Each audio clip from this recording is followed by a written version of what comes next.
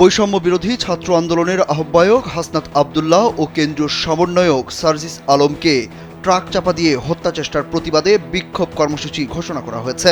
বুধবার রাত 11:15টায় টিএসসির রাজু ভাস্কর্য থেকে বিক্ষোভ মিছিল অনুষ্ঠিত হবে বলে জানান বৈষম্য বিরোধী ছাত্র আন্দোলনের মুখ্য সংগঠক আব্দুল হান্নান মাসুদ।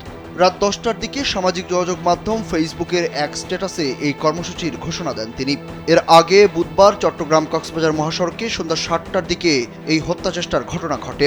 আন্দোলনের কেন্দ্রীয় সমন্বয়ক মোহাম্মদ তরিকুল ইসলাম কালবেলাকে এই তথ্য নিশ্চিত করেছেন। তিনি জানান, শহীদ অ্যাডভোকেট সাইফুল ইসলাম আলিফের কবর জিয়ারত করে ঢাকায় ফিরছিলেন বৈষম্য বিরোধী ছাত্র আন্দোলনের আহ্বায়ক হাসনাত আব্দুল্লাহ ও সার্জিস আলম। পথিমধ্যে সন্ধ্যা 7:30টার দিকে চট্টগ্রাম কক্সবাজার মহাসড়কের চুন্তি ইউনিয়নের হাজী রাস্তার মোড়ে তাদেরকে টাক চাপা দিয়ে হত্যার চেষ্টা করা হয়।